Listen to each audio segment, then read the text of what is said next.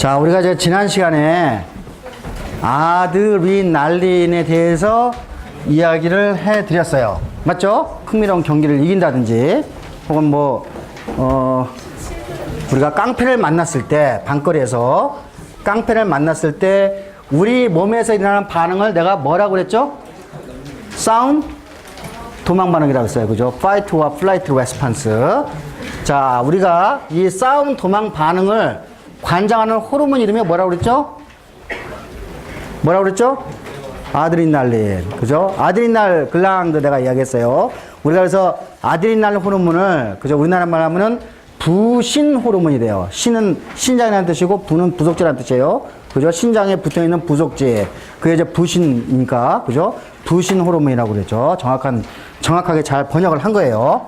자, 그러면은, 이제, 예를 들면은, 우리가 아드리날린, 혹은 우리가 요거는 이제 사이언티스트는 요거를 에피네프린이라고 그랬어요. 같은 말이라고 그랬어요. 에피네프린. 같은 말인데, 요거가 또 매우 비슷하게 생긴 또 화합물이 하나 있어요. 노르에피네프린. 다 비슷하게 다 싸움, 도망 반응을 관장하는 호르몬이에요. 그래서 노르에피네프린, 에피네프린, 이런 호르몬들이 자, 우리 몸속에서 이제 막 용쓰면서 쳐서 나오면은 심장이, 그죠? 바닥바닥 뛰겠죠? 굉장히 빠르게. 그래서 여러분, 혹시 인디아나 존스 다 보셨죠? 여러분 아마 더 1980년대, 90년대 인디아나 존스를 보면은, 제 2탄에 뭐가 나오냐면은, 이렇게 네팔인가 어디에서 이제 그 소년들을 가둬가지고, 그죠? 노동을 시키는 이제 그런 장면이 나오는데, 거기에 이제 그 소년들을 가둬가지고 하는 이제 마술사가 아니지. 그러니까 아주 나쁜 악당이 나오는데, 거기에 그 소년의 가슴에다가 요거를 쫙 손을 넣어.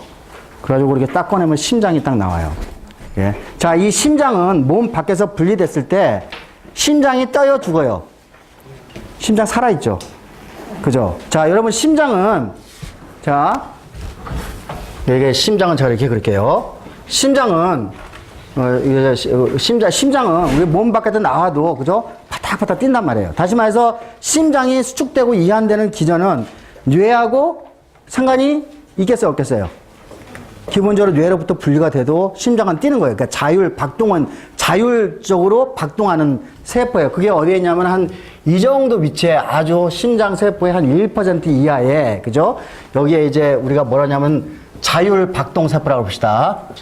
자율박동세포. 그죠? 그래가지고 요거를 이제 페이스메이커. 그죠? 페이스메이커 셀이라고 그래요. 그러니까 이거는 이제 페이스메이커라는 건 뭐예요? 이렇게 우리가 마라톤 할 때 이렇게 더 빨리 뛰거나 늦게 뛰거나 이렇게 조절하는 사람 있죠? 그죠? 페이스메이커. 요거는 이제 우리가 심장이 1분에 70번 뛰도록, 그죠? 페이스메이커 셀이 이렇게 이제 여기에 있는데, 자, 요거는 심장하고 분리될 때는 분당 100번을 뛰게 돼 있어요. 그죠? 100번을 뛰게 돼 있는데, 자, 이제 우리가 심장, 예를 들면 이제 분당 70번을 뛴다고 그럽시다. 근데 이제 우리가 뇌에서, 우리가 이제 예를 들면은 뭐 아주 뭐 이렇게 그 무서운 장면을 본다든지, 그죠? 내가 축구를 하다가 골을 넣었다든지, 그러면 여기에서 뇌에서 쭉 가가지고, 그죠? 어디 가냐면은 여기 이제 그 부신,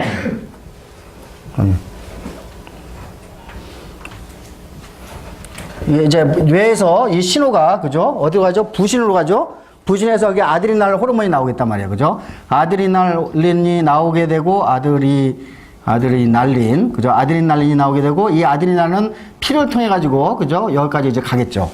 그러면 여기에서 자율박동세포를 자극을 시켜가지고, 이 자율박동세포를 더 빨리 뛰겠죠. 그렇죠? 그렇죠. 이제 우리가 이게 이제 이와 같이 뇌에서 어떤 무서운 장면이라든지 흥미로운 장면이라든지 여러 가지 그 비전, 그죠? 히어링, 그죠? 혹은 노즈, 그죠? 혹은 여러 가지 상상, 그죠? 이런 것들을 통해 가지고 뇌에서 신호를 부신으로 집어넣어서 부신에서 아드레날 호르몬을 내 가지고 우리가 심장 박동세포에 작용을 해서, 그죠? 이것이 굉장히 이제 심장 박동세포를 빨리 뛰게 만들 거란 말이에요. 그렇죠. 자, 그러니까 특히 이제 예를 들면 이제 심장세포가, 어제 우리가 이제 어떤 사람이 이제 뭐 심장마비가 걸려가지고 잘 안 뛴다. 그러면 이제 여러분이 이제 메디컬 드라마 같은 거 보면은 거기에다가 의사 선생님이, 야, 아드레날린 왔어, 아드레날린. 에피네프린, 그죠? 에피네프린을 꾹 박으면 어떻게 돼서 심장이 더 빨리 뛰니까 심장을 살릴 수가 있겠죠.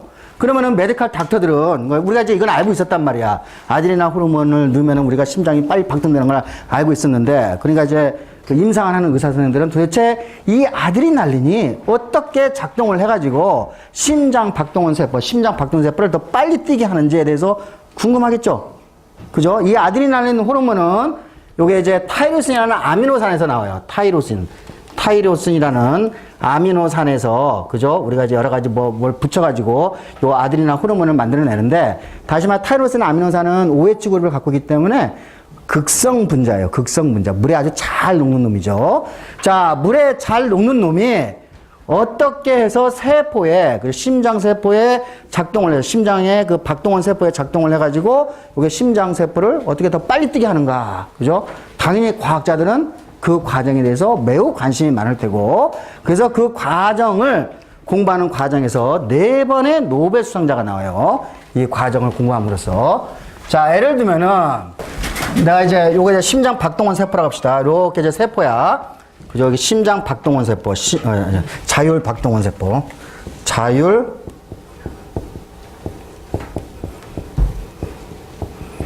세포라고 합시다. 그죠? 요거 자율 박동원 세포라고 그래. 그러면 이제 아드레날린이, 그죠? 요거 아드레날린은 물에 잘 녹는다, 안 녹는다? 물에 잘 녹겠죠? 그죠? 그러면 요게 이제 이 세포에 제가 이걸 뭘 그린 거죠? 세포막을 그린 거죠? 그죠? 세포막이에요. 자, 이 극성 분자인 요 아드레날린은 이 세포막을 잘 통과를 하겠어요? 못 하겠어요? 대답! 통과를 못 하죠? 근데 이제 아드레날린이, 그죠? 우리가 이제 그냥 에피네프린이라고 합시다. 에피네프린이. 이 에피네프린이, 그죠? 요것에 작동해가지고 세포에서 무슨 일을 일으키려면은, 그죠? 요것에 대한, 왜냐면 이 에피네프린 세포를 통과를 못해요. 극성분자이기 때문에. 그러니까 여기에 세포막에 이 에피네프린을 받아들이는 수용체가 있어야 되겠죠? 맞습니까? 수용체가 있어야 돼요. 자, 그래서 이 수용체를 공부를 하다 보니까 이 수용체가, 그러니까 이제 아드레날린 리셉터가 되겠죠. 그죠? 아드레날린 리셉터가 이렇게 존재를 하는데, 요거를 맨 처음에 1980년대에, 그죠? 요거를 찾아가지고, 유전자를 찾아가지고 보니까 얘네가 모양이 이렇게 생겼어. 요렇게 생겼어. 그죠? 자, 이 부분에, 이게 이제 세포막이죠? 그죠? 세포막을 관통하고 있는, 그죠? 펩타이드, 그죠? 세포막을 관통하는 펩타이드, 예, 관통하고 있는 곳이 몇 번 관통하고 있죠? 하나, 둘, 셋, 맞아요? 하나, 둘, 셋, 넷, 다섯, 여섯, 7번을 관통하고 있죠, 세포막을. 그죠? 자, 그래서 우리가, 요렇게 이제 보니까 요거를 7번을, 그죠? 세포막을 관통하는 트랜스멤브레인, 그죠? 이거 이제 막 관통이라는 뜻이죠. 7번을 막을 관통하고 있는, 그죠? 펩타이드가 되는 거예요. 펩타이드는 그냥 우리가 아미노산이 여러 개 모인 거를 우리가 펩타이드라고 그랬어요. 그죠? 자, 그러니까 7 트랜스멤브레인 펩타이드 하나, 둘, 셋, 넷, 다섯, 6개, 7개를 갖고 있는, 그죠? 7개를 7번을 막을 관통하고 있는 이런 구조를 가지고 있고, 자, 요 부분은 여기 이제 세포 바깥쪽에 요 부분은 아드레날린 혹은 에피네프린하고 결합하는 장소고, 요게 결합하기 전후로 해가지고 아마 이 구조가 바뀜으로 인해서 여기서 이제 새로운 어떤 효소가 활성화가 되거나 그렇지 않거나 그렇게 되겠죠. 그죠? 자, 제가 복잡한 거 다 빼고, 그래서 우리가 이걸 이제 7 트랜스멤브레인 도면을 갖고 있는 이런 구조를 갖고 있는데, 자, 복잡한 거 다 빼겠어요. 자, 이 옆에 동그랗다는 뜻이에요. 글로블라. G 프로틴이라는 놈이 있어요. G 프로틴이라는 놈이 있는데, 자, 에피네프린이, 그죠? 없을 경우는 요 G 프로틴하고 요거하고 결합하지 않아요. 요거 이제 일종의 효소 작용이라고 한다고 생각하면 돼요. 자, 이 G 프로틴이라는 놈은 에피네프린이 있어야지만이 결합을 하는 놈이에요. 자, 근데 요 7 트랜스 멤브레인을 갖고 있는 요 단백질, 이 수용체는 요걸 이제 아드리너직, 그죠? 리셉터라고 그러는데, 아드리너직 리셉터. 왜? 요게 에피네프린하고 아드레날린하고 같은 말이라고 했단 말이에요. 에피네프린, 그죠? 아드레날린. 같은 말이야. 그래서 맨 처음에 요 리셉터를 찾았을 때 아드리너직 리셉터라고 이제 그죠? 우리가 이야기를 한단 말이에요. 아드레날린 호르몬의 수용체라는 뜻이에요. 근데 요게 이제 이 아드레날린이 결합하게 되면 이때 G 프로틴이 이제 결합하는 거를 우리가 이제 과학자들이 알았어요. 근데 흥미롭게도 우리가 이제 여러 가지 호르몬들 있잖아요. 호르몬들, 그 다음에 신경 전달 물질, 뭐, 예를 들면 여러분이 이제 모기가 쭉 가다가 내 여기를 딱 물었어. 그럼 여기에 이제 빨갛게 빨갛게 되죠. 그죠? 그럼 여기에다가 여러분이, 모기 물린 데다가 뭘 바르죠? 항히스타민제 바르죠. 기억나죠? 그죠? 히스타민이라는 이제 물질이 나와가지고 히스타민이 똑같아요. 히스타민도 수용성 물질이에요. 그러면 요와 같이 생긴, 그죠? 7개의 트랜스 멤브레인 도메인에 결합을 해가지고 신호 전달을 쫙 붙여가지고 혈관을 이완시키게 만든단 말이에요. 이해했죠? 자, 그래서 여러분이 보면은, 여러분이 예를 들면 사랑에 빠지게 하는 뭐 도파민, 뭐 세로토닌, 뭐 이런 신경 전달 물질들. 그죠? 그 다음에 여러분을 괴롭히는, 그죠? 히스타민, 이런, 그죠? 히스타민. 자, 이런 여러 가지 물질들이 쭉 있는데, 이게 이제 전부 다 수용성 물질이에요. 그러니까 신경전달 물질이고, 어떤 거는 뭐 호르몬일 수도 있고, 그죠? 여러 가지 이런 물질들이 있는데, 이 물질들의 수용체를 다 조사를 해보니까, 모양이 똑같이 생겼어. 모양이. 똑같이, 그러니까 뭐, 물론 약간씩 좀 달라요. 그죠? 하여간, 기본적으로 7번, 막을 관통을 하고 있고 기본적으로 이와 같이 G 프로틴하고 연결이 돼 있어. 그래서 요 단백질 이름을 우리가 통칭해 가지고 요 수용체 이름을 자, G 프로틴 커플드 그죠? 커플드 리셉터 이렇게 이야기를 해요. 리셉터. 그래서 요거를 G 프로틴, 그죠? 커플드 리셉터 해가지고 GPCR이라고 이야기를 하는 겁니다. 이해했죠? 자, 여러분이, 우리 인간이 몇 개의 냄새를 구별할 수 있겠어요? 한 6,000개 종류의 화학물질을 냄새를 구별할 수 있다고 해요. 다시 말해서, 이 화학물질에 대한 수용체가 어디에 있죠? 뇌, 코의 상피세포에 있겠죠. 그 상피세포는 뭘 갖고 있을까? GPCR을 갖고 있어요. 각각의 케미칼에 대해서 그죠? 각각의 수용체를 갖고 있겠죠. 예를 들면 내가 빛을 보고 있잖아요. 저 빛을 보고 있으면 이 내 눈에는 그죠? 내 눈에는 저 빛의 입자를 받아가지고 신호를 보내는 수용체가 있어요. 빛 입자, 그 포톤에 대한 그 빛 입자에 대한 수용체가 있어요. 그러니까 포톤 리셉터라고 하면 되겠죠. 그걸 뭐죠? GPCR로 구성이 되어 있어요. 여러분이 입속에, 그죠? 입을 혀에 달짝지근하고 쓴맛이 나고, 뭐, 신맛이 나고 하는 거 있죠? 입에. 그죠? 맛을 판단할 때, 그 맛이라는 것은 뭐예요? 어떤 화학물질이 우리 혀에, 그죠? 어떤 수용체하고 결합해서 뇌에다가 보내는 신호예요. 그죠? 보내는 신호예요. 그러니까 우리가 음식에 있는 어떤 화학물질에 대한 수용체, 뭐라고? 이와 같이 7번의 트랜스 멤브레인 도메인을 갖고 있는, 그죠? GPCR이 되는 거예요. 이해하셨죠? 자, 우리가 이와 같이 광범위하게, 그죠? 우리가 이제 수용체, 이와 같이 수용성 물질에 대한 이 수용체들의 대부분은, 그죠? 이와 같이 GPCR로 구성이 되어 있어요. GPCR로. 그죠? 제가 여기서 자세한 거 G 프로틴은 나중에 작동이 돼가지고 쪽쪽쪽쪽 신호 전달이 일어나가지고 여러 가지 다양한 세포 반응을 일으키게 하겠죠.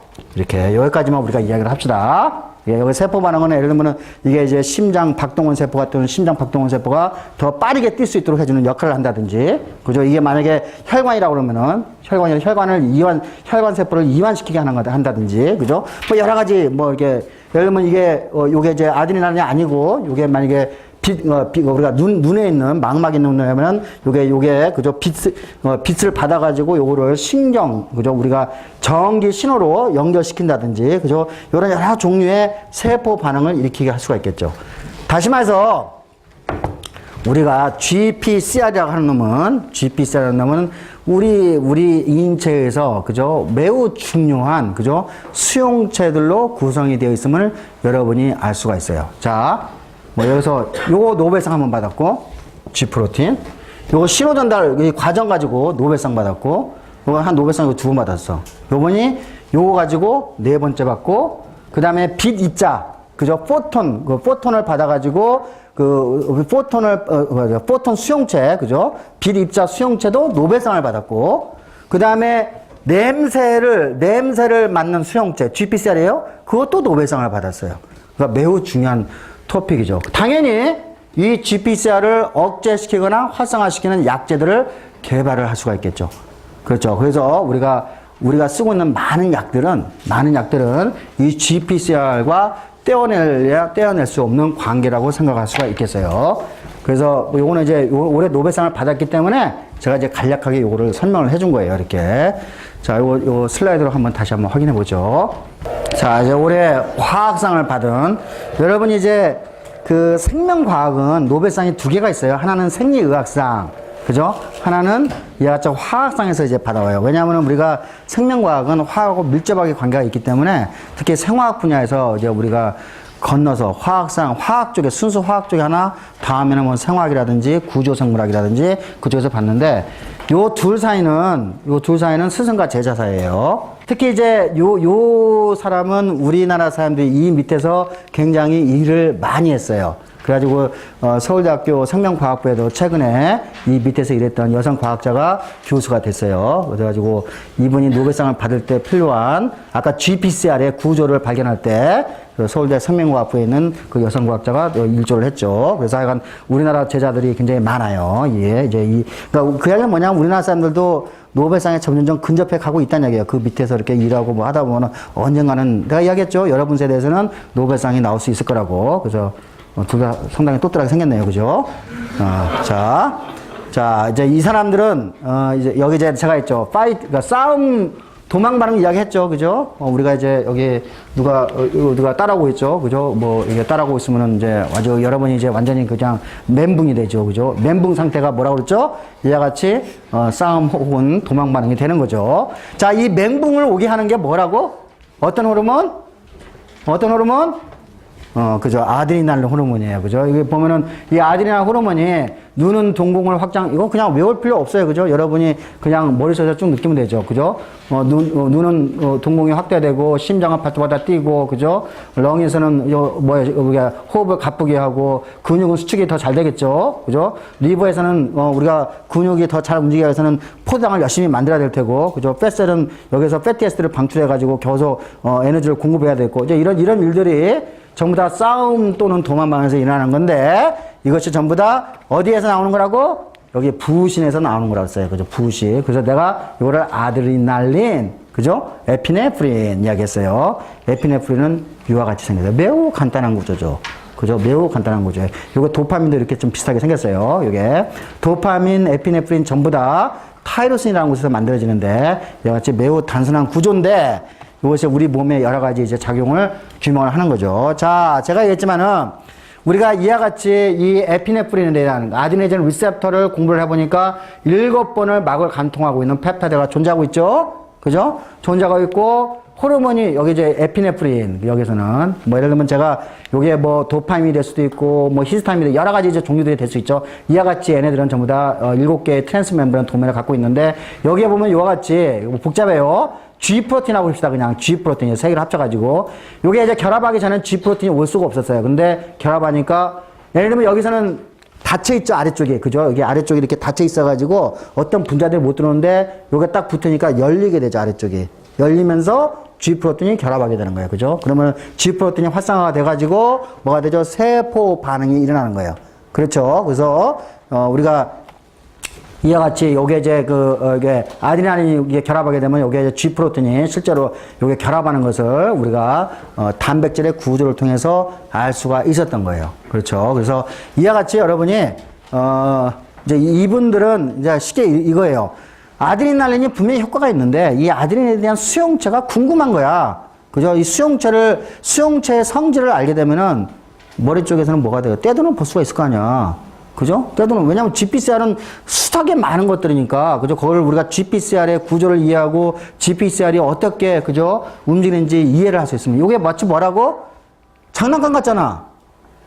그죠? 그러니까 여기 결합이 안 하면 닫혀 있고, 여기 딱 결합하면 열리고, 그죠? 우리가 이제 그런 것들을 구조 생물학자하고 생명과학자들이 같이 해가지고, 여러 가지 이런 연구들을 할 수가 있었던 거예요. 그래서 우리가 이제 이런 연구들이 이와 같이 노벨상을 받았다는 것을 우리가 이걸 보고 이제 알 수가 있었고요. 자, 이제 오늘은, 비만에 대해서 좀 이야기를 합시다. 비만. 여러분이 배고프면 괴롭죠? 그죠? 여러분이 한 끼나 두 끼 정도 굶으면 여러분의 뱃속에서 혹은 여러분의 뇌 속에서는 먹어달라고 아우성을 치죠? 맞습니까? 그죠? 그걸 먹지 않으면 이제 여러분들은 이제 뭐 굉장히 불행해져요. 그죠? 그리고 여러분이, 불행하죠. 그리고 여러분이 가장 행복을 느끼는 순간이 언제예요? 먹을 때죠. 맞아요? 여러분이 예를 들면은 배를 쫓딱 굶다가, 그죠? 뭐 이렇게 뭐 맛있는 음식이 딱 오게 되면은 입속에 딱 들어오는 순간에 머릿속에서는 우와, 해피하다, 그죠? 막 행복하다, 막 그러죠. 그죠? 맞아요? 근데 또 여러분이 음식을 많이 먹다 보면은 이제 배가 딱 풀러 차면은, 여러분이 이제 불편해져요. 그죠? 배가 불편한 것도 있잖아. 머릿속에서, 야, 나는 너무 많이 먹어가지고 매우 불편해. 라고 느낄 거예요. 맞습니까? 그러니까 여러분은 아마 시시각각으로 여러분의 뱃속에서, 그죠? 어떤 신호가 쭈르륵 가가지고 뇌에다가 전달을 시킬 거야. 나 배고파. 먹여줘. 그죠? 나 지금 많이 먹었으니까 그만 먹을래. 뇌하고 이 위장하고 창자하고 매우 밀접한 뭔가가 있을 거라고 생각이 되겠죠? 그죠? 만약에 그 고리가 깨지면은 어떤 현상이 일어날까? 내가 많이 먹어도 포만감이라는 그 기분이 없으면은, 그죠? 포만감이라는 기분이 없으면은 어떻게 교동 먹겠죠? 그죠? 만약에 어떤 사람이 먹어도 즐겁지 않으면은 뭐가 되지? 거식증이 생기죠. 빼빼 마르게 되죠. 그렇죠. 그러니까 여러분이 이 창자하고 뇌하고는 밀접한 어떤 연결고리가 있을 거라고 여러분 생각이 들 거예요. 그죠? 맞습니까? 그죠? 자, 여러분이 배고픔은 가장 최악의 불행이에요.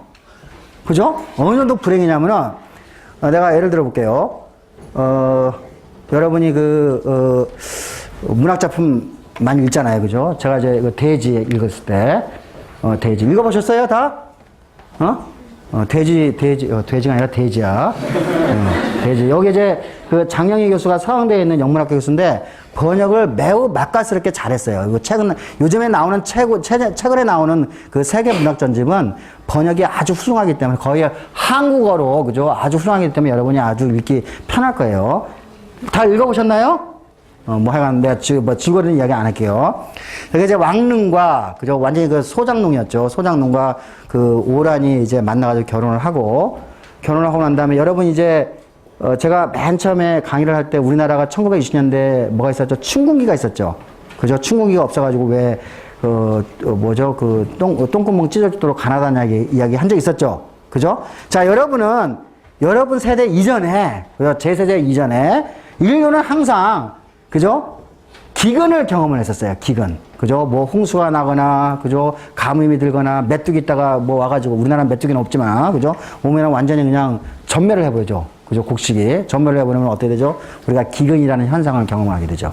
그죠? 여기 보면은, 여기서 이제 이 기근이라는, 여기도 이제 대지에서도 이 대지 1권에 왕릉과 오란이 한 2개월 동안, 그죠? 기근에 이제 시달리다가 결국은 자기 딸을 팔아가지고 그 판돈을 가지고, 그죠? 도시로 이제 가가지고 도시에서 도둑질 해가지고 금은 이렇게 해가지고 이제 부자가 되는 그런 걸 그린 거죠. 하여간. 이제 여기서 보면은 자기 딸을 팔 정도로 자기 딸을 팔아가지고, 그죠? 보리 한 톨이라도 더 먹으려고 하는 그런 것들이 아주 적나라하게 묘사가 되고 있어요. 읽어보신 사람 있어요? 자, 그만큼 이 가난은, 이 배고픔은 견딜 수가 없는 거예요. 예를 들면은, 여러분 이 영화 본 적 있어요? 이 영화. 여기 보면은, 누구죠? 이 로만 폴란스키, 그죠? 이 사람이 이제 감독인데, 여기 이제 이게 베스트 액터로, 그죠? 상을 받았죠. 자, 여기 보면은, 여기도 이제 세계제 2차 대전이야. 근데 이제 그때 유태인들을 게토라는 곳에 가두게 되죠. 근데 게토라는 곳에 가두게 되면은, 그죠? 우리가 음식을, 그죠? 배급을 하게 되는데, 제대로 못 먹어. 그죠? 근데 이제 여기서 이제 음식을 이제 배분하는 과정에서, 이제 배분자가 어떤 사람이 국물을, 그죠? 땅에다 딱 떨어졌어, 이게. 근데 거기에 한 이제 남자가 나와가지고 그 땅에 흙에 묻어있는, 그죠? 국물을 핥아먹는 장면이 나와요. 맞습니까? 그죠? 자기의 체면이고 나발이고 아무것도 없어. 이 세상 모든 거는 먹는 걸로만 채워져 있어. 머릿속에는. 그러니까 예를 들면 여러분이 남극을 이제 북극이구나. 북극을 내가 사람 이름 까먹었어요. 북극을 탐험하다가 이제 뭐 이렇게 실종이 됐어요. 실종이 돼가지고 이제 거기서 이제 살아남는, 그죠? 무슨 일기가 하나 있어. 내 사람 이름 까먹었어요. 그 일기에 보면은, 한 보름, 뭐 20일 굶었어. 그러니까 머릿속에는 아무것도 생각 안 나는 거야. 뭐야? 전부 다 이 햄버거, 핫도그, 그죠? 케이크, 그것만 생각나는 거야. 세상의 모든 중심은 먹는 걸로만 생각이 나는 거예요. 그렇죠. 배고픔은 인생의 가장 큰, 그죠? 불행이죠. 그렇죠. 당연히 그렇기 때문에 이런 생각하는 건 뭐야? 모든 것들이 다 우리가 서바이벌을 하려면은 생존하면 먹어야 되기 때문에 당연히 뇌는 그쪽 시스템으로 갈 수밖에 없을 거예요. 자, 근데 여러분들 이런 사람이죠. 여기 누구야, 이거? 누구야, 이거? 아는 사람 있어요? 세계에서 가장 축구를 잘하는 사람이 누구였지? 펠레, 마라도나. 헐, 그죠? 마라도나는, 그죠? 마라도나는 이렇게 살이 찌니까 아무것도 못하지. 그래서 위절제 수술을 해요. 위절제를 하게 되면 위가 작아지게 되니까 조금만 먹게 되겠죠? 근데 그 나쁜 게 뭐냐면 위절제 수술 후에도 다시 먹게 되면 위가 다시 확장이 돼요. 그리고 다시 이제 요요 현상이 일어나는데 하여간 위절제 수술을 할 정도로 심각했어요. 자, 이 사람 봤죠? 그죠? 이 사람은 아주 여러분이 몸무게 한 400kg 될 것 같아. 예, 한 300kg, 400kg. 그죠? 자, 그러니까 지금 이제 여러분은 이렇게 생각할 거야. 마라도나, 게을러서 이렇게 생겼나? 자, 이 사람이 게을러서 이렇게 생각, 이 사람은 아마도 여러분이 살찐 사람들은 뭔가 있잖아. 그지? 매우 게으르거나, 그지? 나태하거나, 그죠? 그렇기 때문에 살이 쪘다고 여러분이 생각할 거예요. 그러겠죠. 근데 한번 생각해 보세요. 내가 포만감을 느꼈을 때 포만감에 대한 신호가 뇌에 가지 않거나 뇌에서 포만감의 신호가, 그죠? 우리가 행동하는 쪽으로 옮겨지지 않으면은 그 신호 체제가 고장나면 어떻게 되지? 이 사람은 이렇게 뚱뚱하게도 불구하고 그 남극에 탐험하다가 지금 먹지 못해가지고, 그죠? 머릿속에서는 나는 지금 배고파라고 지금 끊임없이 생각하는 사람이야. 예, 신호체제가 고장난 사람이에요. 신호체제가. 그죠? 우리 있잖아, 요게 쥐도 이렇게 볼 수가 있어요. 이게 뚱뚱한지. 그죠? 뚱뚱한지. 애도 신호체제가 고장난 생기는 질환이에요. 그죠? 비만. 그죠? 그래서 이제 우리가 과학자들이, 당연히 여러분이 이제 비만 시장이, 그죠? 굉장히 크죠? 우리나라 비만 시장이 얼마나 될까? 피트니스 센터까지 포함하면은 한 몇 조는 넘어갈 거예요. 그죠? 한 400조, 500조. 그 다음에 여러분이 신문 같은 거 보면은 살 빼는 약, 전부 다 살 빼는 약은 전부 다 현재 어떤 좋은 약도 있다, 없다? 없어요. 그죠? 살 빼는 약 절대 먹지 마세요. 전부 다 뭘 조정하는 거지? 뇌에, 그죠? 뇌의 어떤 신호를, 그죠? 더 증폭시키거나 차단시키는 그런 거. 그러면 어떻게 됐어요? 뇌가, 멘붕이 되죠? 그죠? 멘붕이 되죠? 그러니까 자, 우리가 아직까지는 과학자들이, 그죠? 살 빼는 약을, 그죠? 아주 기똥찬 살 빼는 약을 아직 개발하지 못했어요. 자, 이제 요거는 우리 인류가, 그죠? 우리가 이제 1960년대 그린 레볼루션을 통해가지고 녹색 혁명, 그거는 우리나라만 있는 게 아니라고 했어요. 그거는 위대한 박정희 대통령 각하가 만든 게 아니에요. 누가 만들었다고 했지? 1920년대 인도, 필리핀을 중심으로 해가지고 그런 레볼루션이 일어났다고 했어요. 그죠? 우리가 먹는 문제가 아프리카 빼고 전 세계적으로 해결되기 시작했죠. 그 다음에 우리가 공장 같은 데 전부 다 자동화가 되면서 우리가 직접 육체 노동을 하지 않게 되는 방향으로 가겠죠. 그죠? 그러니까 첫 번째, 우리 현대인들은 엄청난 양의 음식이 존재를 하고 있고 매우 싼 가격으로. 두 번째, 움직이지 않아도 되는 사회가 된 거예요. 맞아요? 우리가 그걸 좌식생이라고 그러죠. 앉아서 생활하는, 그죠? 그런 사회가 된 거죠. 좌식 생활과, 그죠? 엄청나게 많은 음식, ample food, 그죠? 막대한 음식에 의해 가지고 어때요? 점점점 세계인들은 뚱뚱해지고 있죠. 맞습니까? 요거는 현상을 볼까요? 미국. 예를 들면 여러분 이제 로마를 가면 로마에 이제 관광객들이 많이 왔다 갔다 할 거 아니야. 서양 애들의 반은 뚱뚱해. 근데 동양애들 보면 뚱뚱한 사람이 별로 없어. 그죠? 자, 여기 보니까 여기 비만율은 어떻게 했냐면 여기서 우리가 이제 지난번에 내가 BMI 가르쳤죠? Body Mass Index. 기억나요? 예를 들면 남성 하나 있었어요. 이 친구가 70kg야.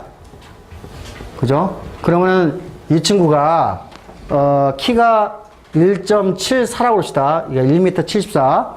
그죠? 1.74. 요거 계산해봐요. 얼마 나오나? 23.1. 그죠? 자, 우리가 이 친구는 매우 평균이에요. 그죠? 매우 평균. 우리가 여기 보면은 요거는 BMI가 30 이상이에요. 30. 예를 들면 이 친구가 만약에 100kg라고 합시다. 100kg. 군대 안 가네? 그죠? 1.74 곱하기 1.74 해봐요. 이거 얼마 나와요? 34지? 자, 그러니까 여기 이제 아마 1m 74짜리가 80kg가 넘어가게 되면은 80kg 한 90kg, 80kg, 뭐 85kg 되면은 뭐가 되죠? BMI가 30kg 이상이 될 거예요. 30 이상이 될 거예요. 그죠? 여기는 여기 비만도는 현재 그죠? 우리가 자기 키를 그죠? 자기 몸무게를 킬로그램을 그죠? 미터로 그죠? 이렇게 두 번 나누게 된 게 자기 BMI예요. 아마 여기 내가 딱 보니까 BMI가 거의다가 24 안쪽으로 다 떨어질 것 같네요. 예, 여기 뚱뚱한 사람이 나 빼고 없네. 그래. 뚱뚱한 사람이 없어요, 그죠? 자, 그러니까 저는 그러니까 저도 여기 비만에는 해당이 안 돼요. 오버웨이트, 그죠? 과체중과 정상 체중에 딱 이제 중간인데, 자 보니까 여기는 지금 이 친구 같은 경우는 매우 뚱뚱한 친구지. 비만이 30이면은 그러니까 이 친구 같은 경우는 1.74에 그죠? 한 85, 한 5kg 정도에 해당되니까 그러니까 매우 뚱뚱한 친구예요. 전 세계적으로 보니까 서구 유럽과 그죠? 여기 보니까 그죠? 어때요? 되게 미국 같은 경우 한 30에서 40% 그죠? 서구 유럽도 한 10에서 20%. 잘 사는 나라가 보통 이렇게 뚱뚱해, 그지? 그죠? 얘네들은 데이터가 없어, 그죠? 북한은 아마 이제 저체중이겠죠. 예. 자, 우리나라는 다행히 노란색이죠. 노란색은 0에서 5%밖에 안 돼요. 예. 그래서 이제 우리나라가 왜 이제 과체중 이거는 이제 미국 데이터니까 이거는 우리나라 여성들을 가지고 그러니까 전 세계 여성들을 가지고 통계를 낸 거야. 비만도. 그죠? 보니까 우리나라가 어디에 있어? 쭉 내려가 볼까? 어디에 있어? OECD 국가에서 제일 바닥에 있어요. 우리나라는 홀쭉한 나라야. 그죠? 그죠? 홀쭉한 나라예요. 아까 비만도 가지고 계산한 거예요. 30 이상 됐을 때. 자, 이 이유는 어디에 있을까? 자, 어디에 있을까? 굶어서? 자, 이게 생활 습관하고 매우 중요해요. 여러분, 코카콜라, 펩시콜라, 코카콜라. 일주일에 몇 개나 먹나요? 콜라를 일주일에 2개 이상 먹는 사람 한번 손 들어보세요. 2개는, 한 명밖에 없네? 근데 저기 별로 안 뚱뚱한데? 하나 이상. 그죠? 한 달에 2개 이상. 한 달에 2개 이상. 한 달에 아예 안 먹는 사람, 한 달 동안. 그러니까 자, 봐요. 여러분의 통계를 보면은 우리나라 사람들은요, 콜라를 안 먹어요. 자, 여러분이 이제 미국에 짠하고 이제 유학을 가든지 딱 가잖아요. 그 도미터리, 저기 이제 기숙사에 가게 되면은 거기에는 콜라하고 물하고 딱 있어요. 그 미국 애들 보면요, 물 대신에 뭐를 먹냐면은 콜라를 먹어. 물 대신에. 콜라를 먹어. 그죠? 여러분 지금 기업체에서 가장 인지도가 높은 기업이 뭐죠? 코카콜라예요. 코카콜라. 그게 아마 넘버 5 안에 들어갈 거예요. 경영 그거 보면은. 그죠? 인지도가 높은 여러분이 코카콜라 한 잔에 우리가 이제 맥도날드 햄버거 하면은 조그만 난 게 그게 몇 킬로칼로리냐면은 한 150칼로리, 100이 한 3, 40킬로칼로리 돼요. 그게. 자, 원래 먹지 않아도 돼. 그죠? 콜라를 아침, 점심, 저녁. 그죠? 그러면 한 400킬로칼로리 되죠? 그죠? 한 끼 식사하고 거의 비슷하죠? 한 끼 식사까지는 안 되지만은. 그죠? 한 반 끼 식사는 될 거예요. 그냥 엑스트라 그러니까 더 들어오는 거예요. 그죠? 자, 그리고 또 우리나라는 콜라만 안 먹는 게 아니라, 청량 음료 시장 규모가 매우 작아요. 그래서 펩시나 콜라, 코카콜라도 포기했겠죠, 그게. 우리나라 사람은 매우 작기 때문에. 자, 그 다음에 또 하나 또 어메이징한 게 뭐냐면은, 우리 여기 맥도날드 햄버거 하나 있고, 저기, 여기 좀 햄버거 가게 좀 하나밖에 안 보이나요, 여기? 영철버거? 영철버거. 그래, 영철버거도 햄버거 가게니까. 두 개밖에 안 보이죠? 그죠? 자, 근데 여러분이 이제 햄버거 가게에 가면 이제 햄버거도 한 달에 한 번 먹을 똥 말똥하죠. 예. 그렇죠? 여러분이 햄버거 가게에 가는 대신에 주로 어디 가나요? 급하면은 김밥을 사 먹지. 이제 그것도 매우 특이한 현상이에요. 우리나라가 켄터키 프라이드 치킨이라든지, 그죠? 맥도날드나 저기 버거킹이나 그런 곳이 별로 이렇게 장사가 잘 안 되는 곳이에요. 우리나라 음식 문화 자체가, 그죠? 일단은 청량 음료를 안 먹고, 그리고 우리나라는 밥문화기 때문에, 밥문화기 때문에, 그죠? 우리가 생각보다 우리가 이 칼로리가, 그죠? 우리가 많지가 않은 거예요. 그래서 우리나라가 보통, 그죠? 이렇게 뚱뚱한 사람들이 별로 이렇게 많이 보이지 않는 이유가 하나인데, 사실, 미국이나 서구 유럽은 이 비만을 해결하려면요, 그죠?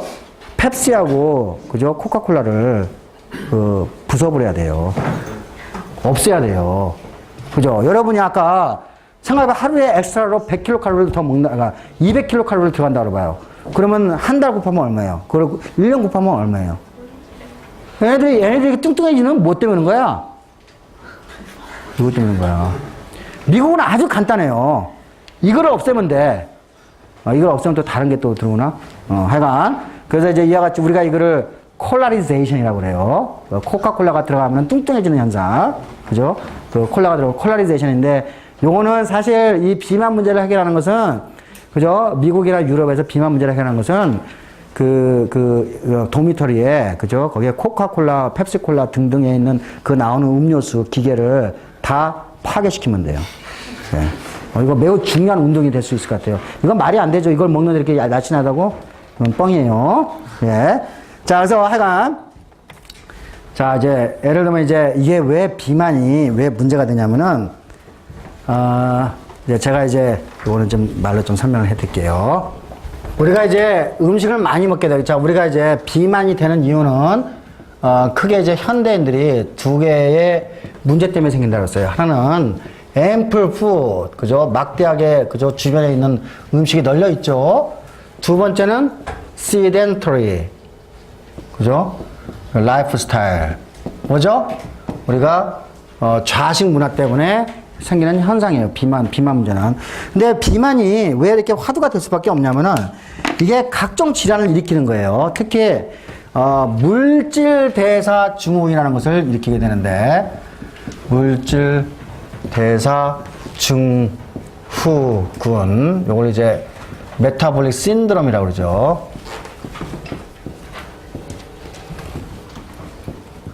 자, 우리가 이제 많이 먹는다. 그죠? 과잉의 에너지가 들어오는 거예요.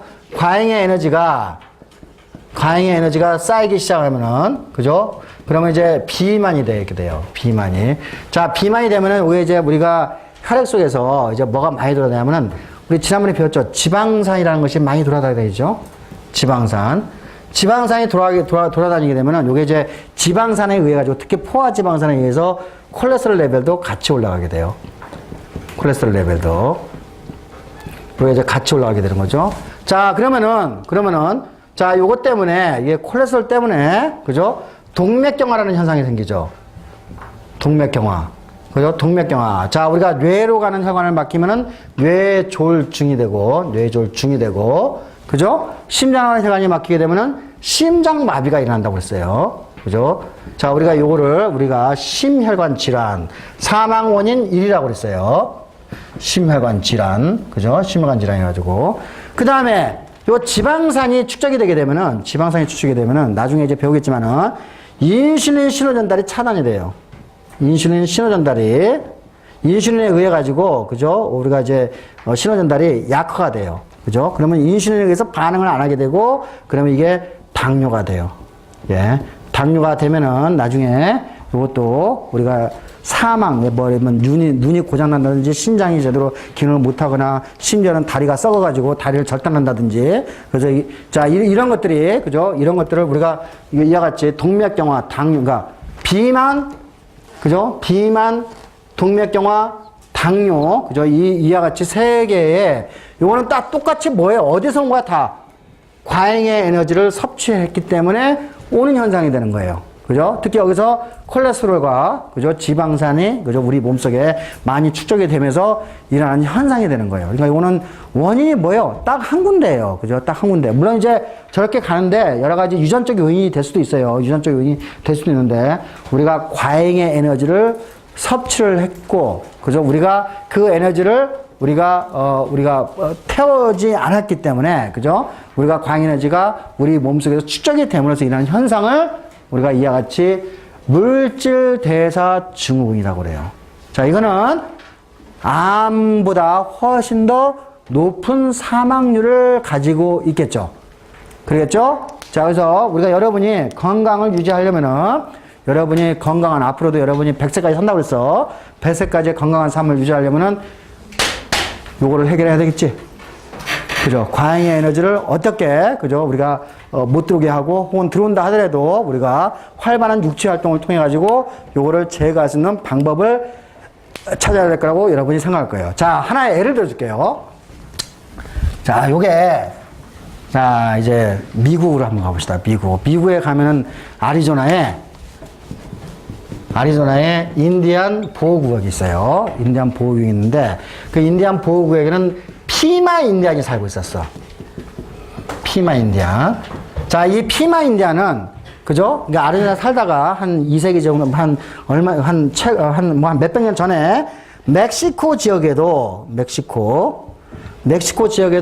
피마 인디안이 살고 있어요. 얘네들은 유전자 분석을 하면은 정확하게, 그죠? 같은 뿌리를 갖고 있는 집단이에요. 알겠죠? 그러니까, 멕시코 피마 인디안과 아리조나에 있는 피마 인디안을 이제 비유를 하는 거야. 자, 똑같은, 그죠? 혈종과 똑같은 피를 갖고 있기 때문에 얘네들은 유전적으로 동일한 그룹이라고 생각할 수가 있겠죠? 맞아요? 동일한 그룹이라고 생각할 수 있을 거예요. 자, 여기에 아리조나 가봅시다. 미국 정부는 인디안들한테 1년에 많은 돈을 주고 있지. 뭐 15,000불, 20,000불. 그죠? 일을 안 해도 먹고 살 수 있는 돈을 주고 있단 말이에요. 그죠? 술도 마시고 담배도 피고, 그죠? 그거 가지고 햄버거도 먹고, 그죠? 코카콜라도 열심히 먹겠지.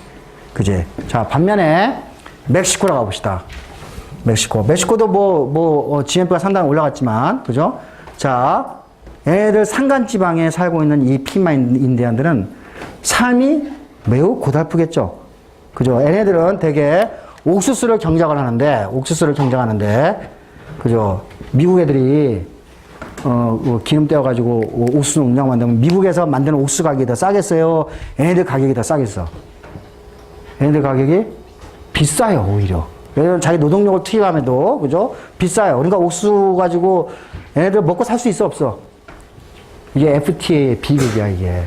그죠? 얘네들이 원래 옥수수를 가지고, 그죠? 살아왔는데, FTA를 하는 바람에 얘네들은, 그죠? 옥수수 뭐 이렇게 못 팔고, 그죠? 그러니까 못 먹고 산단 말이야. 그리고 얘네들은 옥수수를 재배하기 위해서, 얼마야? 육체노동을 엄청나게 할 수밖에 없죠? 그죠? 그러니까 얘네들은, 그죠? 고달픈 육체노동을 하는 애들이고, 그죠? 육체노동을 하는 사람들이고, 오랫동안, 얘네들은 최근 1세기 동안, 그죠? 아까 했죠? 요거 두 개, 엄청난 음식과, 그죠? 그 다음에 얘네들은 일 안 해도 된단 말이야. 그죠? 일 안 해도 맨날 술 마시고 그러겠죠. 그죠? 시덴터리, 그죠? 시덴터리 라이프 스타일을 그대로 갖고 있단 말이야. 그렇죠? 자, 그러면은, 자, 똑같은 유전자를 갖고 있는데, 자, 여러분이 지금 이제 뚱뚱한 것이 유전자에서 기인을 한 것인지 아니면은 환경에서 기인한지를 이걸 보면 알겠죠? 그렇죠? 자, 얘네들은 뚱뚱하고 동맥경화 문양 많이 걸리고 당뇨병 문양 많이 걸려요. 근데 이제 평범한 인디안들이 있어. 여기 말고 피마 인디안 말고 이거 또 다른 인디안들이 이제 대조군이지. 그죠? 컨트롤 인디안이라고 합시다. 얘네들은 괜찮아. 얘네들은. 근데 피마 인디안들은, 그죠? 피마 인디안은 여기에, 그죠? 매우 뚱뚱하고 온갖, 그죠? 저기 아까 그 물질 대사 증후군은 다 가지고 있어. 반면에 피마 인디안들은 여기에 멕시코에 있는 피마 인디안들은 어떻다고? 얘네들은 건강해. 비교적 그렇게 많은 당뇨, 물질 대사 증후군을 가지고 있지 않아요. 예? 그러니까 이건 뭐예요? 우리가 물질대사 증후군은 어디서 왔다고 생각하는 거야? 라이프 스타일에서 온 거예요. 라이프 스타일에서. 그렇죠? 그러니까 우리가 유전적인 영향이 아니라 라이프 스타일에서 이 원인이 온 거라고 여기서 우리가 알 수가 있겠죠. 예. 자, 또 하나 예를 들어 볼게요. 우리가 어디를 가냐면 이번에는 폴리네시아라고 합시다. 폴리네시아. 자, 이게 이제 그냥 동남아시아 그럴게요. 동남아시아. 자, 동남아시아에서 여기 이제 폴리네시아가 어딘지 알죠? 그죠? 폴리네시아. 알죠? 그죠? 폴리네시아는 그 호주 위쪽에 더 오른쪽으로 해가지고 그 섬이 이렇게 집단이 있는데 거기에 뭐 이렇게 타히티도 있고 뭐 이렇게 유명한 데 많잖아요. 그죠? 우리가 그 리조트로 이제 곽강받는. 그죠? 자, 여기 동남아시아, 여기 보면 여기하고 폴리네시아인들하고 유전자 분석을 하면은 얘네들은 같은 뿌리야. 그죠? 그러니까 폴리네시아인들은 되게 동남아시아에서 배를 타고 어떻게 가가지고, 그죠? 이 폴리네시아까지 가가지고 여기서 정착하는 사람들이에요. 자, 폴리네시아. 거기서 지금 미국이 점령하고 있지. 서구문명이 점령하고 있죠. 폴리네시아 가면은 거기에 인구의 80%, 70%가 다 뚱뚱해. 다 뚱뚱해. 그리고 얘네들 전부 다 동맥경화에 많이 걸려 있어요. 자, 미국이 오기 전에 미국이 와가지고 그를 이렇게 경영하기 전에는 얘네들은 고달픈 삶 살았겠지. 그지? 노동을 해가지고 자기가 먹고 살아야 될 거예요. 그죠? 자, 그런데 왜 얘네들은 우리나라도 똑같잖아. 우리도 뭐 미국이 와 있고 그다음에 우리나라는 근데 뭐 하여간 그렇게 뚱뚱하지 않잖아. 우리나라는 왜 뚱뚱하지 않고 얘네들은 왜 이렇게 뚱뚱할까? 자, 요걸 한번 생각해 보세요. 자, 얘네들이 몇 명이 배를 타고 가. 그래가지고 이렇게 배를 타고 가. 뚱땡이가 이렇게 하나 있어. 이렇게. 자, 배를 타고 가다가, 그죠? 자, 그 빼빼 많은 사람은 죽겠지. 그치? 그리고 이제 한 명이 살아남겠지, 이렇게. 자, 여기 이제 건너가면은, 그죠? 자, 이미 풍부하게, 그죠? 이미 그 전에, 그죠? 기회가 있을 때 최고의 음식을 먹어가지고, 그죠? 최단으로 에너지를 저장한, 그죠? 뚱땡이들만 이렇게, 뚱땡이나 합시다. 예. 그러니까 이게 뭐냐면 이제, 이게 일종의 우리가 인류가 기근을 경험을 했기 때문에, 그죠? 우리가 기회가 있을 때 최단으로 먹어서 기근이 빠졌을 때 그거를 생존하는 그런 능력을 가지고 있으면은, 그죠? 얘네들이 어떻게 해서 진화가 그쪽으로 가겠죠? 그죠? 맞죠? 그죠? 우리가 여기서 우리가 아마 이제 그냥 뚱땡이 유전자가, 그죠? 우리가 기근이 있을 때 뚱땡이 유전자라는 것이 존재를 해가지고, 그죠? 요것이, 이 집단에 겨우서 몇몇이 흘러왔을 거예요. 알겠죠? 그죠? 자, 근데 우리도 물론 경험을 하겠지만은, 우리나라는 이제 우리 쪽은 크게 이제 이런 뚱땡이 유전자가 안 남아있다고 하면은, 그죠? 자, 어쨌든, 이와 같이 이런 과정을 통해가지고 뚱땡이 유전자가 살아있으면은, 그러면 폴리네시아인 혹은 아까 피마인디안도 마찬가지야. 걔도 삶이 고단하기 때문에 기회가 있으면은 겨우서에서 먹을 거란 말이야. 그죠? 그러면 우리가 이렇게 우리 옛날에 그 중국에서 보면은 이렇게 그 금복주 같은 거 있잖아. 그지? 우리가 이게 뚱뚱한 사람을 최고의 미덕으로 삼은 적 있어요. 그죠? 맞아요? 그죠? 그러니까 이 금복주라는 말이 그냥 나온 게 아니에요. 기근에 빠졌을 때 우리가 그걸 생존할 수 있기 때문에 나온 거란 말이야. 그러니까 이와 같이 그죠? 폴리네시아인이라든지 혹은 뭐예요? 아까 피마 인디안에서는 아마 뚱땡이 유전자가, 그죠? 있을 거라고 생각할 수 있겠죠? 그죠? 그럼 우리가 뚱땡이 유전자를 찾아가지고 연구를 해가지고 그거를 잘 컨트롤 하면은 여러분은 뭐로부터 해방될 수가 있지? 비만 문제를 해결할 수 있겠죠?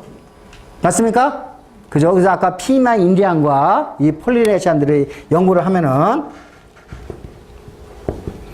이게 도대체, 그죠? 정상적인 사람과 피마인디안의, 그죠? 유전자적인 차이가 뭔지를 이해를 하게 되면은, 우리가, 그죠? 우리가 음식을 먹을 때 조절할 수 있는 기전을 이해를 하게 되고, 그러므로 인해가지고 우리가 새로운, 그죠? 우리가 비만 치료를 우리가 접근할 수 있을 거라고 생각해서 20년 전부터 계속 공부를 했지만, 여전히, 잘 모르겠어. 예.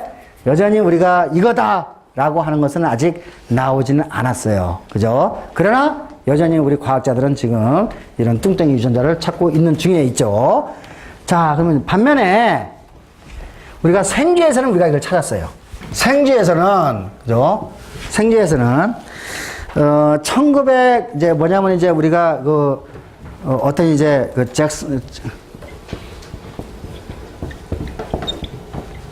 이 잭슨 레버레토리라는 이제 이런 회사가 있는데 이 회사는 어떤 할머니가 애완동물로 쥐를 키웠어요. 쥐를 생쥐를 키워가지고 이 생쥐가 뭐 노란색, 파란색, 하여간 뭐 털 색깔별로 뭐 이렇게 뭐 각양각색의 뭐 이렇게 그 생쥐들이 여러 가지 유형이 있을 거란 말이야. 그걸 다 모아가지고 키우다가 이 할머니가 돌아가실 때 이걸 이제 잭슨 랩이라는 것을 차려가지고 거기다가 다 기증을 했어요.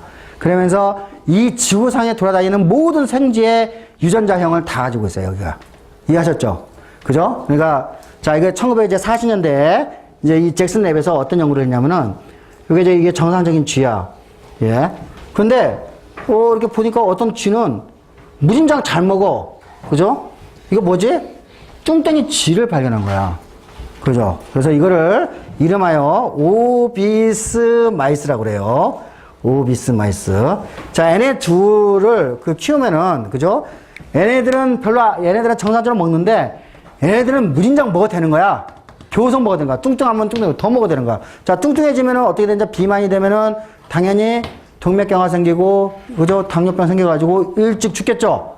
그죠? 그럼에도 불구하고 얘는 교성 먹어야 되는 거야. 근데 얘는 아까 뭐라 그랬지? 우리가 우리가 만약에 어떤 신호체제가 고장이 나면은 얘는 교속 배고프다고 느낄 거란 말이야. 그죠? 그러니까 교성 먹어도 되겠죠? 그러니까 여기에서 그 신호체제를 우리가 이게 오비스 마우스가 되는 어떤 특별한 유전자를 찾기만 한다 그러면은 그죠? 우리가 비만에 대한 우리가 정보를, 비만에 대한 우리가 메커니즘을 우리가 풀 수 있을 거라고 생각했죠. 당연히 과학자들은 요 쥐하고 비교해가지고, 그죠? 비만 유전자를 찾으려고 그러겠죠. 맞습니까?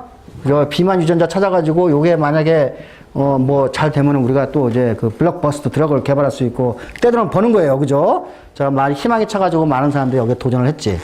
그래서 1980년대 말에 드디어 그 유전자를 찾았어요. 그래서 그 유전자를 그냥 오비진이라고 합시다. 오비진. 여기는 오비서티에 나온 오비서티라는 뜻이에요. 오비서티. 그 유전자를 찾아가지고 그걸 이제 이름을 오비진이라고 그랬는데 이 유전자를 공부를 하다 보니까 여기서 유전자에서 나오는 단백질의 기능을 조사를 해보니까 얘네들은 호르몬이에요. 호르몬. 어떤 호르몬이냐면은 요 이름도 아주 멋있게죠. 렙틴이라는 호르몬을 준 거예요. 렙틴. 요거는 띠이라는 뜻이에요. 홀쭉하다는 뜻이에요. 예. 그래서 이 오비 유전자가 렙틴이라는 호르몬을 내는데, 그러니까 홀쭉하게 만드는 호르몬이라는 뜻이에요. 홀쭉하게 만드는 호르몬을 만들어내는데, 그러니까 만약에 이 오비 유전자가 고장이 나면은 뚱뚱해지는 거예요. 이해했죠? 그러니까 이 오비스 마이스는 뭐가 된다고? 이게 오비 유전자가 건너나서 렙틴이라는 호르몬이 나오지 않는 거예요. 요게 제대로 기능을 못 하는 거예요. 요거는 이제 과학자들이 공부를 해보니까 이제 뭐가 나오냐면은 자, 우리가 이제 음식을 먹어요. 음식을 먹으면은 자, 여기 이제 지방 조직이 있어요. 지방 조직. 음식을 많이 먹으면은 이 지방 조직에서 뭐를 발생시키냐면은 지방 조직이 훨씬 발달하면 발달할수록 뭐가 나냐면은 렙틴이라는 호르몬이 나오기 시작해요. 렙틴. 이거는 홀쭉하게 만드는 거예요. 그런 렙틴이라는 호르몬은 브레인으로 가서, 그죠? 뇌로 가서 뇌에 있는 세포에 영향을 주죠. 이게 렙틴이라는 호르몬에 대해서 수용체가 있고, 그러면 세포 반응이 뚜렷이 일어나가지고 뭐가 일어나지? 더 이상 먹지 말라는 신호가 일어나겠죠. 그러니까 우리가 세티어티, 그러니까 포만에 대한 신호 전달을 주겠죠. 그죠? 뇌에서. 그러면 포만에 대한 신호 전달하면 뭐가 되겠지? 푸드 인테이크를, 그죠? 그러니까 음식을 더 이상 음식 섭취량을 억제시키는 기능을 가지고 있는 거예요. 이해하셨죠? 그죠? 이해하셨어요? 자, 우리가 이건 정상적인 사람도 마찬가지예요. 다. 생쥐에서도, 특히 생쥐에서. 자, 음식을 많이 먹는다. 그러면 우리가 지방 조직에서, 왜냐면 음식을 많이 먹는 과잉의 얘네들은 지방 조직에 이제 축적이 돼요. 그러면 지방 조직이 발달하게 되고, 그러면 그 지방 조직에서 렙틴이라는 호르몬이 나오게 돼요. 그런 렙틴이라는 호르몬은 피를 타고 혈액을 따라가지고 뇌로 가게 돼요. 그럼 뇌세포에서 그걸 반응해가지고 우리가 포만 신호를 우리가 주게 돼요. 그럼 포만 신호를 주게 되면 우리가 더 이상 먹지 않도록 명령을 때리게 되는 거예요. 그런데 렙틴이라는 호르몬이 고장났어. 그럼 어떻게 되지? 렙틴이라는 호르몬이 안 오죠. 애는 계속 뭐가 되지? 자기가 지금 배부르다고 생각 안 한단 말이야. 맞아요? 그죠? 포만 신호가 나와야 안 나요? 안 나오죠. 그러니까 어때죠? 계속 푸드 인테이크를 하게 되는 거죠. 됐습니까? 자, 요게 이와 같이, 요게 렙틴, 그죠? 또 하나는, 또 이제 이 그룹에서 또 뭘 봐냐면, 요가 똑같이 생겼는데, 요번에는 다이아비리스. 이거 다이아비리스는 이게 당뇨란 뜻이에요. 이건 당뇨란 뜻인데, 이게. 다이아비리스 마우스도 요거 똑같이 생겼어요. 이렇게. 뚱뚱해. 얘는 뭐냐면은, 얘는 렙틴 리셉터야. 그죠? 렙틴 리셉터. 그죠? 렙틴 수용체란 말이야. 그러니까 렙틴 수용체가 또 고장나봐. 그럼 어떻게 되지? 피 속에 아무리 렙틴이 들어가도 세포 반응이 일어나, 안 일어나? 안 일어나죠? 그죠? 안 일어나요. 그죠? 그러니까 우리가, 아하, 렙틴이나, 그죠? 렙틴 수용체에 도르엠반이가 일어나면은 포만도가 없어지게 되니까 자기는 교호석에서 배고프다고 느껴지는 거야. 그러니까 교호석에서, 그죠? 먹고 또 먹고, 먹고 또 먹고, 그래가지고 뚱뚱해지는 거예요. 자, 우리가 이거를 발견했을 때. 그죠? 렙틴과 렙틴 리셉터의 고장으로 인해 가지고 비만이 생긴다는 걸 우리가 발견했을 때 전 세계 우리가 항상 그래. 대에서 특별하겠지. 뉴욕 타임스에. 그죠? 대에서 봐. 우리는 드디어 비만으로부터 해방됐다. 근데 실제로 그런 일이 일어났어, 안 일어났어? 그지? 실제로 그런 일이 안 일어났어요. 왜? 일단은 인간은 있긴 있어. 렙틴과 렙틴 리셉터의 돌연변이 있어요. 극히 드물게. 그죠? 그러니까 렙틴과 렙틴 리셉터가, 렙틴이 돌연변이가 있으면 우리가 렙틴이라는 요거를 호르몬을 처방하면 우리가 비만을 해결할 수가 있겠죠. 근데 인간은 이 렙틴과 렙틴 리셉터의 돌연변이가 숫자가 매우 적어요. 예. 그래서 우리가 렙틴과 렙틴 리셉터 가지고 우리가 비만 문제는 해결할 수 없었어요. 알겠죠? 자, 그래서 우리가 지금 현재 우리가 비만 문제를 해결하기 위해서 여러 과학자들이 모여서, 그죠? 여러 과학자들이 아까 피만 인디안이라든지 폴리네시안들이라든지, 그죠? 뭐 이렇게 우리가 여러 가지 유전적 연구도 하고, 그 다음에 이런 연구도 이렇게 했지만은 우리가 여태까지, 아직까지 이렇다 할 비만 유전자의 원인을, 비만 유전자를 찾지는 못했어요. 더 시간이 필요할 수 있다는 생각이 들겠죠. 예. 우리가 음식을 많이 먹게 되면은 메타볼릭 신드롬, 그죠? 물질 대사 증후군이 되는데, 우리가 이제, 혈압이 높아지거나, 아까 이거죠. 우리가 지질의 양이 높아지게 되고, 그 다음에 이거 나중에 설명할 거예요. 콜레스테롤 양이 증가하는데, 콜레스테롤 양이 증가하면은 HDL이 낮아지게 돼요. 그 다음에 인슐린 저항성이 생기는 이런 현상이 우리가 비만으로부터 일어난다는 것을 우리가 알 수가 있죠. 그래서 제가 설명한 대로 이 뚱뚱한 G, 그죠? 이 뚱뚱한 G는 대개 두 가지 원인에 의해서 되는데, 여기 보이죠? 우리가 음식을 먹게 되면은 여기 에디포스 티슈가, 그죠? 우리가 지방 조직이 계속 발달이 되고, 그러면 여기에서 OB 유전자가 켜지게 돼서 렙틴이라는 호르몬이 나오게 돼요. 그럼 렙틴이라는 호르몬은 여기에 뇌세포의 렙틴 수용체하고 결합해서 세포 반응이 일어나서, 그죠? 우리가 세티어티, 포만도를 높여지게 되고 더 이상 먹지 말라고 신호를 주겠죠. 그러니까 여기 렙틴 수용체하고, 그죠? 렙틴이 고장나면은 어떻게 된다고? 이와 같이 OB 혹은 DB는 다이아베티스 약자고, OB는 오비서티 약자예요. OB and DB 마우스가 생기겠죠. 예, 자, 여기 피만에 대한 이야기를 했네요.